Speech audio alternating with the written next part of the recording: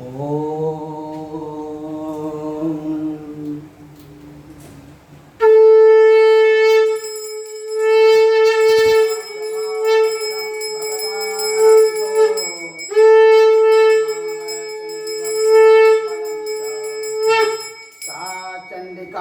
जगत परिपालनाय नाशाय च शुभयस्य मतिं करोतु। ओंकार स्वरूप ब्रह्म परमात्मने नमः। श्री सद्गुरुभ्यो नमः।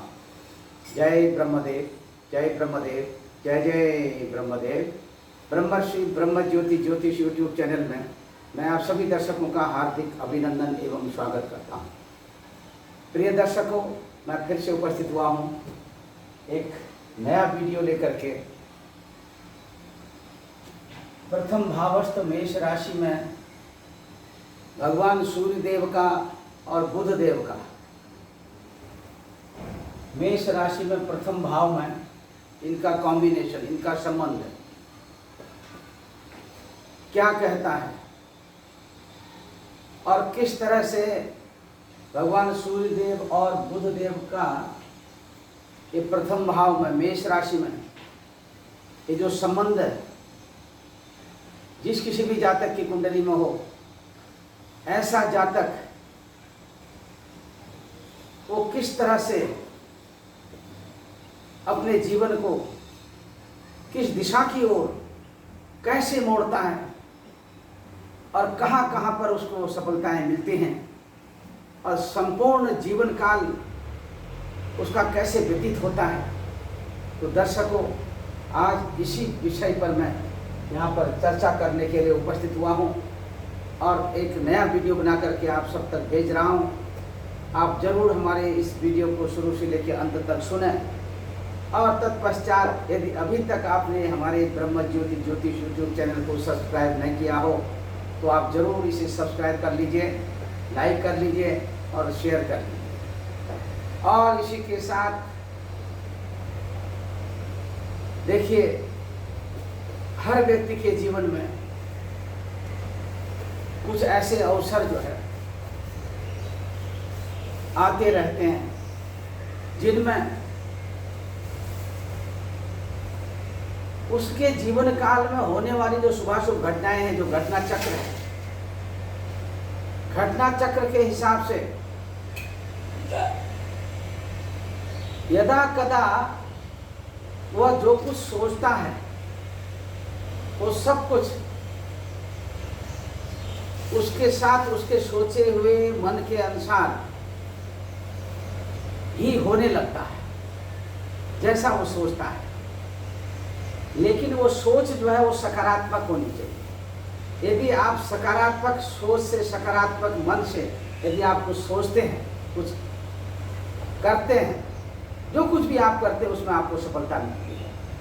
इसीलिए दर्शकों, हमेशा अपनी सोच जो है ये सकारात्मक सोच रखिए, नकारात्मक सोच न रखें, क्योंकि ज्योतिष शास्त्र एक ऐसा शास्त्र है जिसके पूर्ण रूप से हम ये कह सकते हैं, इसके साक्षी भगवान सूर्यदेव और भगवान चंद्रदेव हैं। तो इसमें कोई संशय तो है नहीं। अब इसके अतिरिक्त आकाशीय सौर मंडल में जो ग्रहों की ट्रांजिट पोजीशन होती है, वही ट्रांजिट पोजीशन जन्म के समय में, उस समय जो ट्रांजिट पोजीशन रहती है, उस ट्रांजिट पोजीशन के आधार पर हम पूर्णतया यह कहने में सक्षम होते हैं वर्तमान ट्रांजिट पोजीशन जिस समय में आपके बारे में बताया जाता है, उस ट्रांजिट पोजीशन और जो आपके जन्म के समय की जन्मकालिक transit position of the planet in the जो आपके आकाशीय सौर मंडल में, वो जो आपके जन्मकालिक ग्रह आपकी कुंडली में दर्शाए जाते हैं। और वर्तमान में जब आप किसी भी ऐसे एस्ट्रोलॉजर के साथ अपना संपर्क साधते हैं, एस्ट्रोलॉजर से अपने किसी ज्योतिषाचार्य, ज्योतिषी, अपने गुरुजी, जो भी कह लीजिए, उनके साथ जब आप संपर्क साधते हैं, उस समय जो आपके बारे में बताते हैं वो उस समय का ट्रांजिट पोजीशन कहलाता है। ट्रांजिट पोजीशन आकाशीय सौरमंडल ग्रहों की जो गोचरी स्थिति है उसके आधार पर और आपके जन्म नक्षत्र और महादशा, अंतरदशा, प्रतिदशा, सूक्ष्म दशा के आधार पर आपको प्रेडिक्शन बताया जाता है। उसके अनुसार वो तमाम बातें जो आपके साथ घटना चक्र के हिसाब से हो गई होती हैं और जो होनी होती हैं और जो वर्तमान में जिस तरह का या जो घटना चक्र आपके साथ चल रहा होता है, उस टोटल कॉम्बिनेशन को करके जिसमें हम वर्तमान और आपका भविष्य, वर्तमान और भविष्य पर ज़्यादा जोर देते हुए उसी के साथ आपका जो पास्ट है, आपका जो बीता हुआ समय है, भूतकाल, उससे हम आपकी घटनाओं के आधार पर आपको बताते हैं, ताकि आपको अपने उसी आधार पर आपको अपना भविष्य जो है वो साफ सुथरा दिखाई दे, कि जैसे आपके पास्ट में आपके साथ जो घटनाएं आपके साथ हुई हैं और उसी के आधार पर वही ठीक गणितीय क्रिया के आधार पर जो हम आपको बताते हैं, उसी के आधार पर आपका भविष्य भी जो है जैसे हम बताते हैं वैसे ही घटित होता है। कारण क्या है? कारण यह है आपकी श्रद्धा, आपकी अटूट श्रद्धा, अटूट विश्वास, और उसी के साथ हमारी भी अपनी व्यक्तिगत धारणा और व्यक्तिगत आस्था उन ग्रह नक्षत्रों के साथ प्रत्येक पल क्षण जुड़ा रहना और उसी के आधार पर आपका भविष्य कथन कहना, ये हमारी परंपरा रही है। इसी के आधार पर आज हम केवल अपने भारतवर्ष में ही नहीं, अपने संपूर्ण विश्व में, विश्व के उन मुख्य मुख्य जो हमारे देश हैं, उन देशों में हम जहाँ जहाँ भी गए, चाहे वो अमेरिका हो, चाहे वो जापान हो, चाहे ऑस्ट्रेलिया हो, चाहे वो न्यूजीलैंड हो, चाहे रशिया हो, जहाँ जहाँ भी गए वहाँ पर बड़े आदर के साथ हमने देखा कि हमारे इस ज्योतिषी ज्ञान को आदर के साथ देखा जाता है, क्योंकि ये देव विद्या है, ये हमारी देव विद्या है। और ये देव विद्या, ब्रह्म विद्या, इसका संपूर्ण विश्व में इसका सम्मान है। तो दर्शकों, निश्चित तौर पर आप भी इसका सम्मान करिए और निश्चित तौर पर आपका कल्याण होगा और आपकी मनोकामना पूर्ण होगी। आप श्रद्धा और विश्वास के साथ हमारे साथ जुड़िए और हम आपके साथ हैं, सदैव आपके साथ हैं। जहाँ जहाँ पर भी जिस तरह की समस्या आपको आती है, आपकी समस्याओं का समाधान करने के लिए हम प्रतिक्षण तैयार हैं। इसी के साथ अब आज हम आपको बताने जा रहे हैं, देखिए हमने कहा कि ये पूरा जोडियाक है, एक खगोल का एक नक्शा है। इस खगोल को संपूर्ण आकाशीय, जिसको हम जोडियाक कहते हैं, इस खगोलीय वृत्त को जो 360 अंशों में विभाजित किया, उस 360 अंशों के आधार पर यहाँ पर ये 12 खाने बने। 12 खानों में 12 राशियों को हमने दर्शाया। जोडियाक की प्रथम राशि मेष राशि, और इसीलिए हम आपको बार बार ये बताते जाते हैं अपनी हर वीडियो में, ताकि आपका ध्यान केंद्रित रहे और आपके साथ रिवाइज करते हुए हम चले जाते हैं, रिवाइज करते हुए हम आगे बढ़ते हैं। और इसी का अटूट एक प्रतिफल है, अटूट विश्वास है कि आपके समझ में और आपकी मेमोरी में वो चीज़ बार बार आती चली जाती है। तो दर्शकों, यहाँ पर देखिए, ये मेष राशि है, जोडियाक की पहली साइन, और ये किसी की भी कुंडली में ये राशि यहाँ पर हो सकती है। अगर ये राशि यहाँ पर है तो आप अपनी राशि को, लग्न की राशि को मेष राशि जानेंगे, और उसी के साथ किसी का चंद्रमा भी यहाँ पर है तो आप अपनी जन्मकालिक राशि को भी मेष राशि मानेंगे। तो दर्शकों, यहाँ पर प्रथम भाव में मेष राशि, अथवा ये कह लीजिए कि मेष लग्न, यहाँ पर मेष लग्न में भगवान सूर्य देवता और बुध देवता ये दोनों विराजमान हैं। अन्य ग्रहों का हमने कोई इसमें समन्वय नहीं किया है, केवल हम आपको बताना चाहते हैं, यदि किसी भी जातक की कुंडली में लग्न में सूर्य देवता और बुध देवता अधिष्ठित हों, तो ये आपको अपने लग्न में बैठने के अनुरूप, तद अनुरूप आपको क्या क्या देते हैं, किस तरह की रिद्धि, किस तरह की सिद्धि प्रदान करते हैं, ये मैं आपको बता रहा हूँ। और इसी के साथ अब देखिए मेष लग्न के साथ एक वृषभ, मिथुन, कर्क, सिंह, कन्या, तुला, वृश्चिक, धनु, मकर, कुंभ, मीन, इस तरह से अग्रिम राशियों को लिखने का विधान है ज्योतिष शास्त्र में। तो अब ये प्रथम भाव, द्वितीय भाव, तृतीय, चतुर्थ, पंचम, षष्ठ, सप्तम, अष्टम, नवम, दशम, एकादश, द्वादश, ये द्वादश भाव जो ये फिक्स हैं। ये हमारी जोड़ियां की जो राशियां हैं, ये मेष, वृषभ, मिथुन जो है राशि जहाँ से स्टार्ट होती है ये भी फिक्स है, लेकिन ये राशियां जो हैं ये मूव करती रहती हैं, चलती रहती हैं, भाव बदलते नहीं हैं, राशियां बदल जाती हैं। और ये जो है अभी मेष लग्न है, तो मेष लग्न के साथ साथ अगली जो लग्न आएगी वो वृषभ लग्न आएगी। अब समयानुसार यदि किसी का जन्म मेष लग्न में हुआ है और उसकी समयावधि उसके तत्पश्चात 2 घंटे के मध्यमान के हिसाब से फिर जिस समय मेष लग्न का प्रारंभ हुआ होगा और जब मेष लग्न की समाप्ति हुई होगी और उसके पश्चात फिर वृषभ लग्न का आरंभ और उसके बाद फिर उसका वृषभ लग्न की समाप्ति, फिर मिथुन लग्न का आरंभ, इसी तरह से ये क्रम चलता चला जाता है। इतना जरूर ध्यान रखिएगा, जिस महीने में जिस राशि में भगवान सूर्य देवता आपके सूर्योदय के समय में विराजमान रहते हैं, सूर्योदय कालिक वही लग्न होती है, सूर्योदय के समय में वही लग्न होती है, इतना आप जान लीजिए। और उसी क्रम के आधार पर अग्रिम लग्नों का मान जो है एक मध्यम मान के हिसाब से 2-2 घंटे के हिसाब से, और स्पष्ट लग्न करने के पश्चात यदि आप सूक्ष्म लग्न निकालना चाहते हैं उसकी भी प्रक्रिया निकालने की, वो भी मैं कभी अपनी दूसरी वीडियो में बताऊंगा आपको, लेकिन ये आप करते जाएंगे और इसी तरह से लग्नों का निर्धारण होता रहता है।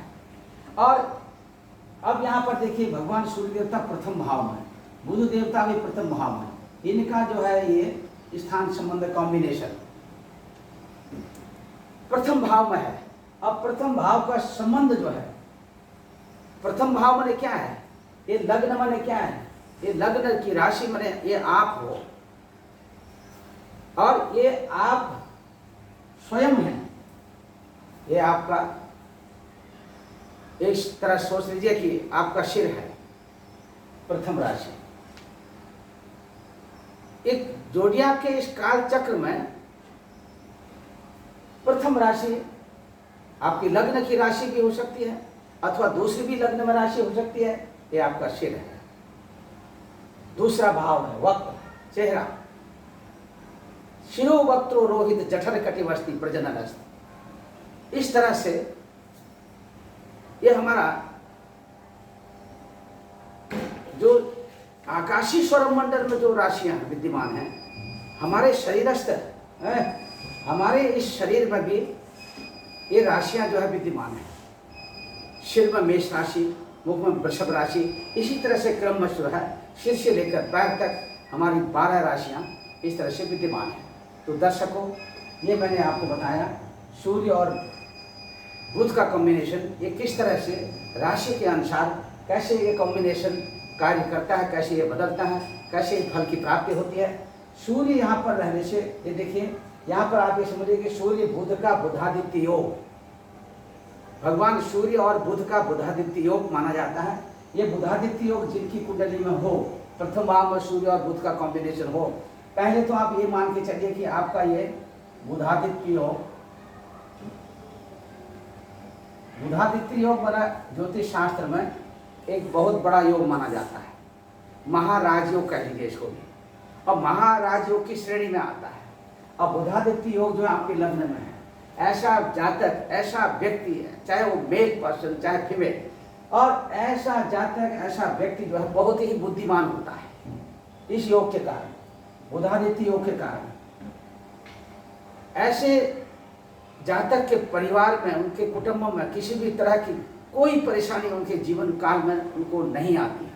यदा कदा अन्य ग्रहों के संयोग से, कॉम्बिनेशन से कुछ परेशानियाँ, कुछ इस तरह की अड़चनें उनके कामों में, उनके घर में कहीं कुछ दिखती भी हैं, तो तत्काल प्रभाव से सूर्य और बुधादित्य का योग जो है, इस योग में इतनी ताकत है, इतना बल है ये जो है ये योग उस व्यक्ति को, उस जातक को उस कुचक्र से बाहर ले आता है, उन कठिनाइयों से बाहर ले आता है और उसको ऐसा बना देता है, उसके जीवन को एक बुधादित्य योग, स्वयं शंख चक्र गदा पद्म वनमालाओं से विभूषित भगवान विष्णु की उसके ऊपर कृपा बरसती है, लक्ष्मी नारायण की उसके ऊपर कृपा बरसती है।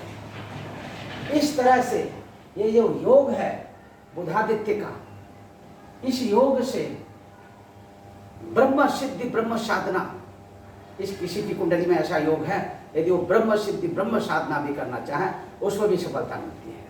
और भगवान विष्णु की अपार कृपा तो उसके ऊपर बरसती ही बरसती है, उसके कुटुंब में, उसके परिवार में। ऐसे जातक जिनकी कुंडली में ऐसी स्थिति हो तो आप निश्चित तौर पर ये जानिए, आत्मविश्वास की कभी कमी नहीं होती है। आत्मविश्वास रोज बढ़ते चला जाता है। जो भी वो काम करता है उस काम को करने में दिन दुगुना रात चगुना, दिन दुगुनी रात चगुनी, इस तरह से वो जो है अपने वृद्धि के पथ पर बढ़ता चला जाता है, बढ़ता चला जाता है। कारण क्या है? कारण है बुधादित्य योग। और यहाँ पर देखिए, ये जो सूर्य और बुध का, ये दोनों का आपस में तालमेल है, ये दोनों मित्र ग्रह हैं।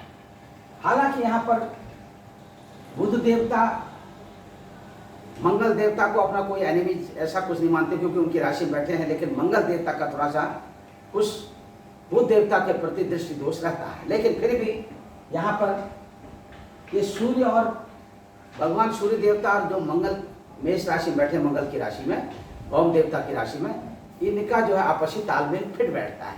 इस तरह से अनेक तरह के संसाधनों से युक्त रहने वाला, समाज में अपनी छवि, अपनी प्रतिष्ठा, अपनी स्वयं बनाने वाला, पीछे से कहीं से किसी के सहयोग से व्यक्ति उठता हुआ नजर नहीं आता है। अपने बलबूते पर, अपने ही पराक्रम के द्वारा, अपनी मेधावी बुद्धि के द्वारा, मेधावी शक्ति के द्वारा ऐसा जातक या जातिका और अपने जीवन में अपने पैरों पर खड़ा होकर के दूसरों के लिए सहायक बनता है।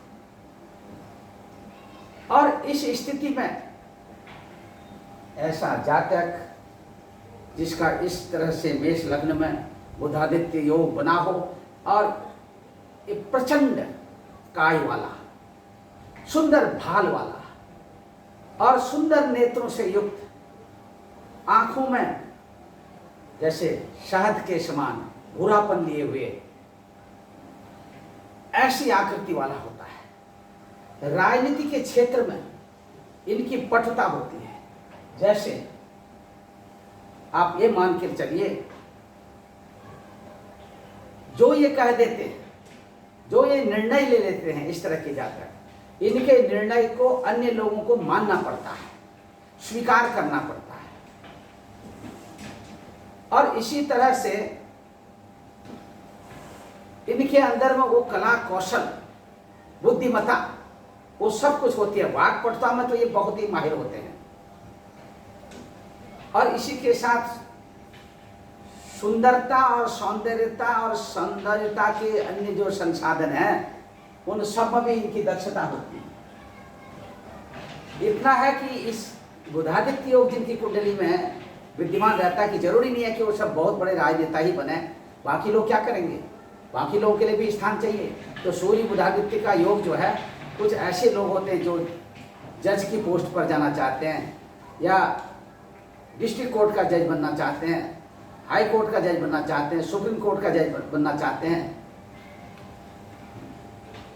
उससे पहले अपनी वकालत करते हुए उसमें 100% अच्छे पोजीशन बना करके जो ये अपनी रेपुटेशन बनाते हैं, अच्छी इमेज बनाते हैं, यह इमेज उनको बहुत दूर तक पहुंचा देती है, अच्छे पद पर प्रतिष्ठित कर देती है। तो दर्शकों, इतना मान के चलिए, ऐसे लोग कॉलेज के प्रोफेसर, यूनिवर्सिटी के प्रोफेसर, कॉलेज में जो प्रवक्ता के रूप में जो पढ़ाते हैं, अपनी वाणी के द्वारा अपने विद्यार्थियों को, अपने स्टूडेंट को प्रभावित करने में सक्षम होते हैं। डंके की चोट खुले रूप में, खुले उसको पढ़ाते हैं, चुनौतीपूर्ण। और इस स्थिति से गणितज्ञ भी होते हैं। सूर्य बुधादित्य, देखिए यहाँ पर बुध का योग जो है, ये ऐसा व्यक्ति गणितज्ञ भी होता है। और यही योग अगर अष्टम स्थान में बन जाए, यहाँ सूर्य और बुध का, ऐसा जातक या जातिका मेल अथवा फीमेल इस अष्टम स्थान में, आगे प्रकरण में आएगा, जैसे जैसे मैं आपको ये सब आगे के लिए बताते चला जाऊंगा तो आपकी समझ में भी आता जाएगा।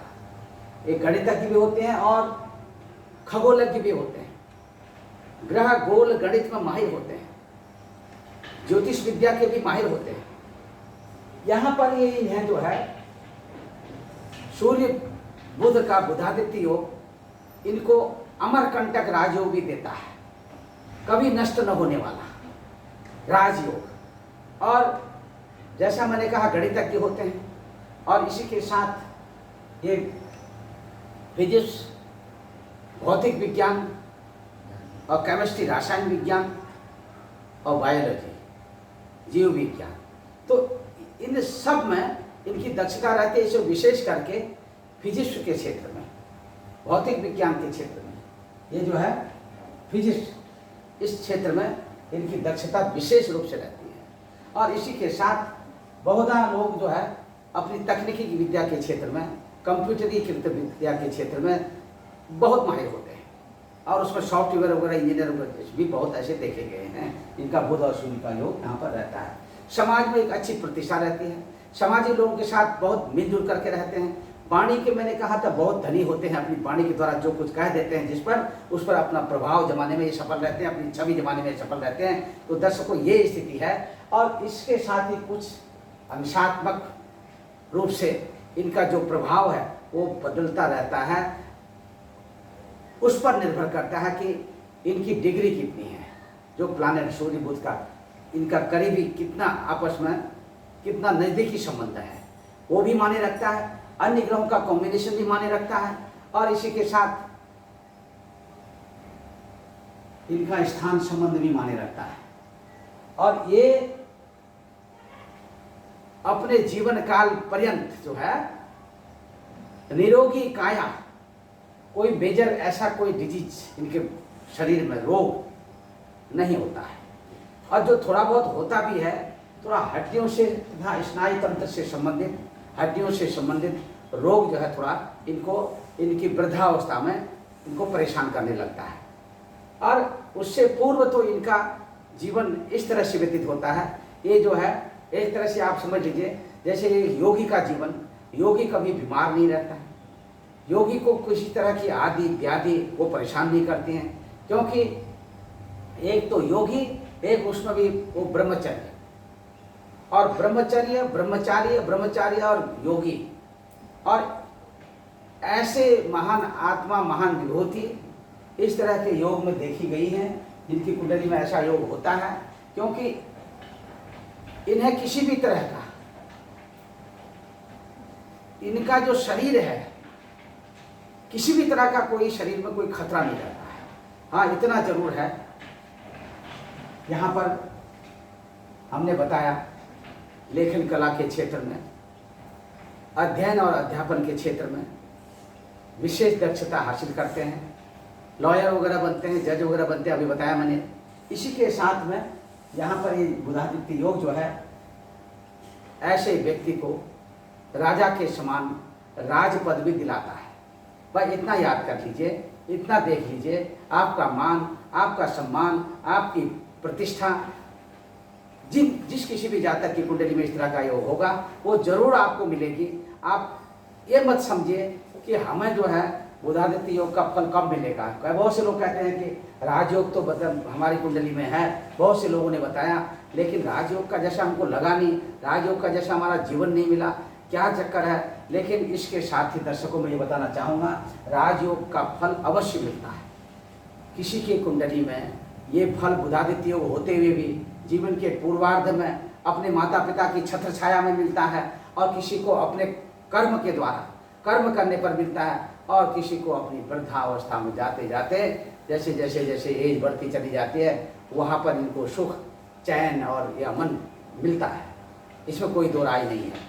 और ये इस पर भी डिपेंड करता है कि ग्रह नक्षत्रों के आधार पर आपकी जन्मकालिक दशा क्या थी, और उसके बाद जो बुधादित्य योग ये बन रहा है, अब ये दशा कहाँ पर किस एज में आ रही है और किस एज में आकर के कैसा कॉम्बिनेशन बन रहा है कुंडली में अन्य ग्रहों के साथ, तब आपको पूर्ण राजयोग की प्राप्ति ये दिलाता है। इसलिए आप भगवान सूर्य देवता के निमित्त के रोज जो है, जिनकी कुंडली में ऐसी स्थिति हो, भगवान सूर्य देवता के निमित्त रोज जो है तांबे के लोटे में जल लेकर के उसमें लाल चंदन और गुड़ डाल करके और खुले आकाश में खुले मैदान में जा कर के, और जब सूर्य भगवान का या सूर्यदेव का जो प्रतिबिंब है और सुबह उगते हुए सूरज को ज़्यादा अगर आप देते हैं जल तो ज़्यादा फायदा करता है। और इस तरह से जल दीजिए, ओम घृणी सूर्याय नमः मंत्र का जाप करिए, जल देते रहिए और भगवान सूर्यदेव की तरफ अपना मुँह करके ऐसे जल गिराइए ऐसी जगह में जहाँ पर कि वो जल के छींटे आपके पैर में ना आए। और कोई बर्तन रखने की ज़रूरत नहीं, तुलसी के पौधे में दीजिए, तुलसी के पौधे में दीजिए, या कोई फूल का पौधा हो इसमें दे दीजिए। हाँ, कोई आपके यहाँ कोई इस तरह का केले का पौधा लगा है तो उसी में दे दीजिए। लेकिन पौधे की तरफ आप मुँह करेंगे तो, और सीधे आपका जो मुंह डायरेक्शन है वो पूरब की तरफ होना चाहिए, सूरज को देखते हुए जल दीजिए। और ये नहीं कि सूरज है सामने में और आपने उधर पीठ कर लिया और जल दे रहे हैं पश्चिम दिशा में, ये बात नहीं होनी चाहिए। ये सब कुछ सीख करके देख करके अनुभव के आधार पर आप इतना कार्य करिए, आपकी जय जयकार होगी, आपकी मनोकामना पूर्ण होगी। और इसके साथ में एक चीज़ और बताना चाहूँगा, आदित्य हृदय स्तोत्र का पाठ आप प्रत्येक रविवार के दिन पढ़िए। रोज पढ़ सकते हैं तो अच्छा, नहीं पढ़ सकते हैं तो आदित्य हृदय स्तोत्र और सिद्ध कुंजिका स्तोत्र का पाठ करिए। और ये दो पाठ, आदित्य हृदय स्तोत्र, सिद्ध कुंजिका स्तोत्र का पाठ, ये दो पाठ आप जरूर करें, आपकी मनोकामना पूर्ण होगी। और इसी के साथ दर्शकों, मैं फिर से उपस्थित होऊंगा एक नया वीडियो लेकर के। तब तक के लिए मैं अपनी वाणी को विराम देता हूँ। सर्वे भवन्तु सुखिनः, सर्वे सन्तु निरामया, सर्वे भद्राणि पश्यन्तु मा कश्चित् दुःख भाग् भवेत्। ओम पूर्णमदः पूर्णमिदं पूर्णात् पूर्णमुदच्यते पूर्णस्य पूर्णमादाय पूर्णमेवावशिष्यते। तो आज का जो मेरा चैप्टर है सूर्य बुध का बुधादित्य योग मेष राशि में, ये मैंने आपको अपने मुखार बिंदु से बताया वीडियो के तौर पर। वीडियो बना करके मैं आप सब तक भेज रहा हूँ। निश्चित तौर पर आप इसको शुरू से लेकर अंत तक सुनिए। और हमारे ब्रह्म ज्योति ज्योतिष यूट्यूब चैनल को यदि अभी तक आपने सब्सक्राइब नहीं किया तो आप जरूर करिएगा और लाइक करिएगा, शेयर करिएगा। जय ब्रह्मदेव, जय ब्रह्मदेव, जय जय ब्रह्मदेव।